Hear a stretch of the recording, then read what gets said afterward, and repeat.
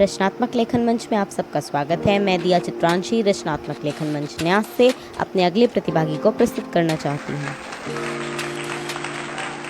रचनात्मक लेखन मंच न्यास वाराणसी द्वारा आयोजित मुंशी प्रेमचंद जी के संदर्भ में 5 मिनट ऑडियो प्रतियोगिता में सभी को नमस्ते। मैं प्रियांशी गंगवार, नवाबगंज, जिला बरेली। ईदगाह की कहानी। रमज़ान के पूरे 30 रोज़ों के बाद ईद आई है। कितना मनोहर, कितना सुहावना प्रभात है। आज का सूर्य देखो, कितना प्यारा, कितना शीतल है, मानो संसार को ईद की बधाई दे रहा हो। गांव में कितनी हलचल है। ईदगाह जाने की तैयारियां हो रही हैं। किसी के कुर्ते में बटन नहीं, कोई पड़ोस के घर सुई धागा लेने दौड़ा जा रहा है। किसी के जूते कड़े हो गए हैं, उनमें तेल डालने के लिए तेली के घर भागा जा रहा है। जल्दी जल्दी बैलों को सानी पानी दे दें। ईदगाह से लौटते लौटते दोपहर हो जाएगी। 3 कोस का पैदल रास्ता, फिर सैकड़ों आदमियों से मिलना है। दोपहर से पहले लौटना असंभव है। लड़के सबसे ज़्यादा प्रसन्न हैं। किसी ने एक रोज़ा रखा है, वह भी दोपहर तक। किसी ने वह भी नहीं, लेकिन ईदगाह जाने की खुशी उनके हिस्से की चीज़ है। रोज़े बड़े बूढ़ों के लिए होंगे, उनके लिए तो ईद है। रोज़ ईद का नाम रटते थे, आज वह आ गई।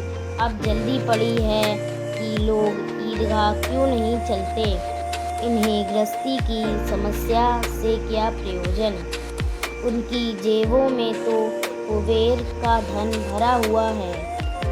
बार बार जेब से अपना खजाना निकालकर गिनते हैं और खुश होकर फिर रख लेते हैं। महमूद गिनता है 1, 2, 10, 12।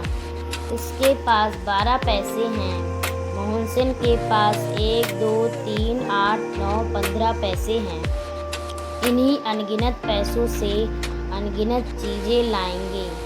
खिलौने, मिठाइयाँ, बिगुल, गेंद और न जाने क्या क्या।